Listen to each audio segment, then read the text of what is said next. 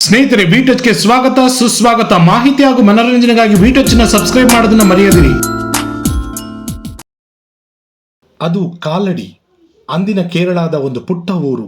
ತಂದೆ ಇಲ್ಲದ ತಬ್ಬಲಿಯಾದ ಬಾಲಶಂಕರ ತನ್ನ ಬಾಲ್ಯದಲ್ಲಿಯೇ ಸನ್ಯಾಸ ದೀಕ್ಷೆಯನ್ನು ತೊಡುತ್ತಾನೆ. ಇದ್ದ ಒಬ್ಬನೇ ಮಗ ಸನ್ಯಾಸಿಯಾಗುತ್ತಾನೆ ಅಂದರೆ ಯಾವ ತಾಯಿಗೆ ತಾನೇ ನೋವಾಗುವುದಿಲ್ಲ.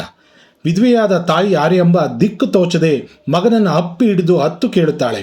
ನಾನು ಸಾಯುವಾಗ ಒಂದು ತೊಟ್ಟು ನೀರು ಬಿಟ್ಟು ನನ್ನ ಚಿತೆಗೆ ಕೊಳ್ಳಿ ಇಟ್ಟು ನನಗಾಗಿ ಕಣ್ಣೀರಿಡುವವರು ಯಾರಿದ್ದಾರೆ?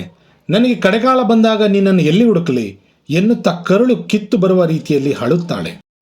ಆಗ ಬಾಲಶಂಕರ, ಅಮ್ಮ, ನಿನ್ನ ಕಡೆಗಾಲ ಬಂದಾಗ ನನ್ನನ್ನು ಏಕಮನಸ್ಸಿನಿಂದ ಧ್ಯಾನಿಸು. ನೀನು ಜ್ಞಾನ ಮಾಡಿದ ಕರೆದ ಅರೆ ಕ್ಷಣದಲ್ಲಿ ನಿನ್ನ ಕಣ್ಣ ಮುಂದೆ ನಿಂತು ನಿನ್ನ ಎಲ್ಲ ಕಾರ್ಯಗಳನ್ನು ನಡೆಸಿಕೊಡುತ್ತೇನೆ ಎಂದು ತಾಯಿಗೆ ಸಮಾಧಾನದ ಮಾತುಗಳನ್ನು ಹೇಳಿ ಹಿಂದೂ ಧರ್ಮದ ಪುನರುತ್ಥಾನಕ್ಕಾಗಿ ದೇಶ ಪರ್ಯಟನೆಗೆ ಹೊರಡುತ್ತಾರೆ ಬಾಲಶಂಕರ. ಅದೊಂದು ದಿನ ತಾಯಿ ಆರ್ಯಾಂಬ ತಾನು ಸಾಯುವ ಕಾಲ ಸಮೀಪಿಸುತ್ತಿದೆ ಎನ್ನುವಾಗ ಮಗ ಶಂಕರ ಹೇಳಿದಂತೆ ಮನಸ್ಸಿನಲ್ಲಿ ಸಾವಿನ ಮಂಚದಿಂದ ಮಗನನ್ನು ಜ್ಞಾನದಿಂದ ಕೂಗಿ ಕರೆಯುತ್ತಾಳೆ. ತಾಯಿಯ ಕರುಳಿನ ಕೂಗು ಶಂಕರಾಚಾರ್ಯರಿಗೆ ಮುಟ್ಟುತ್ತದೆ. ತಡಮಾಡದೆ ತಾಯಿಯ ಮುಂದೆ ಬಂದು ನಿಲ್ಲುತ್ತಾರೆ. ತನ್ನ ಮಗನನ್ನು ಕಣ್ತುಂಬ ನೋಡಿದ ತಾಯಿ ಮಗ ಬಿಟ್ಟ ತುಳಸಿ ನೀರಿನೊಂದಿಗೆ ನೆಮ್ಮದಿಯಿಂದ ಪ್ರಾಣ ಬಿಡುತ್ತಾಳೆ. ಶಂಕರಾಚಾರ್ಯರಿಗೆ ಅಗ್ನಿ ಪರೀಕ್ಷೆ ಆರಂಭವಾಗುತ್ತದೆ. ತಾಯಿಯ ಸಾವು ತಾನು ಸನ್ಯಾಸಿಯಾದ ಕಾರಣ ತಾಯಿಯ ಹೆಣವನ್ನು ಸಂಸ್ಕಾರ ಮಾಡುವ ಹಾಗಿಲ್ಲ. ತನ್ನ ತಾಯಿ ವಿಧವೆ ಅನ್ನುವ ಕಾರಣಕ್ಕಾಗಿ ಊರ ಮಂದಿ ಯಾರೂ ಸಹಾಯ ಮಾಡುವುದಿಲ್ಲ. ಇನ್ನು ಕೆಲವರು ಸಹಾಯ ಮಾಡಲು ಬಂದವರನ್ನು ಸಹಾಯ ಮಾಡಲು ಬಿಡುವುದಿಲ್ಲ. ನಿಸ್ಸಹಾಯಕನಾಗಿ ನಿಂತಿರುವ ಶಂಕರಾಚಾರ್ಯರು ತಾಯಿ ಕೊಲ್ಲೂರು ಮೂಕಾಂಬಿಕೆಯನ್ನು ಮನದಲ್ಲಿ ನೆನೆದು ಬಿಡುತ್ತಾರೆ. ಪವಾಡ ನಡೆದೇ ಹೋಗುತ್ತದೆ. ತಾಯಿ ಕೊಲ್ಲೂರು ಮೂಕಾಂಬಿಕೆಯ ಆಶೀರ್ವಾದದಿಂದ ತಾಯಿಯ ದೇಹವನ್ನ ಯೋಗ ಮಾಯೆಯ ಅಗ್ನಿಯಿಂದ ಸುಡುತ್ತಾರೆ ಶಂಕರಾಚಾರ್ಯರು.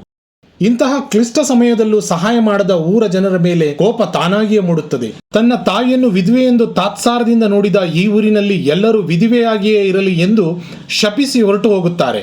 ದಿನ ಕಳೆದಂತೆ ಶಾಪ ಫಲಿಸಲು ಆರಂಭಿಸುತ್ತದೆ. ಅನೇಕರ ಮಾಂಗಲ್ಯಗಳು ಕಳಚಿ ಬೀಳುತ್ತವೆ. ಊರ ಜನರ ಮೂಢನಂಬಿಕೆಗಳ ಗೋಡೆ ನಶಿಸಿ ಹೋಗಿ ತಮ್ಮ ತಪ್ಪಿನ ಅರಿವಾಗುತ್ತದೆ.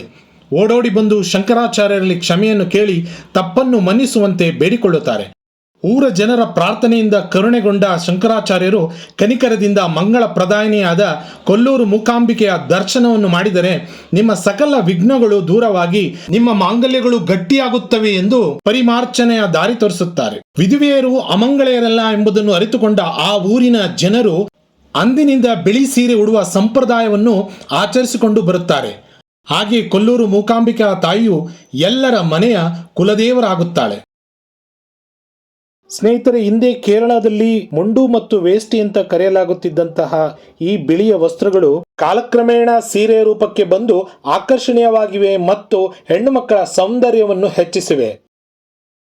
ನಮ್ಮ ಕರ್ನಾಟಕದಲ್ಲಿ ನೆಲೆಸಿರುವ ಕೊಲ್ಲೂರು ಮೂಕಾಂಬಿಕಾ ತಾಯಿಯು ಕೇರಳಿಗರ ಮನೆ ದೇವರಾಗಿದ್ದು ಮತ್ತು ಬಿಳಿ ಸೀರೆ ಉಡುವ ಪದ್ಧತಿಯು ಆರಂಭವಾಯಿತೆಂಬುದನ್ನು ಈ ವಿಡಿಯೋದಲ್ಲಿ ತಿಳ್ಕೊಂಡಿದ್ದೀರಾ. ಮುಂದಿನ ಸಂಚಿಕೆಯೊಂದಿಗೆ ಮತ್ತೊಮ್ಮೆ ನಿಮ್ಮನ್ನ ಭೇಟಿಯಾಗುತ್ತೇನೆ. ಅಲ್ಲಿವರೆಗೂ ವಿಟಚ್ ನ ಲೈಕ್ ಮಾಡಿ, ಶೇರ್ ಮಾಡಿ, ಸಬ್ಸ್ಕ್ರೈಬ್ ಮಾಡಿ. ಧನ್ಯವಾದಗಳು.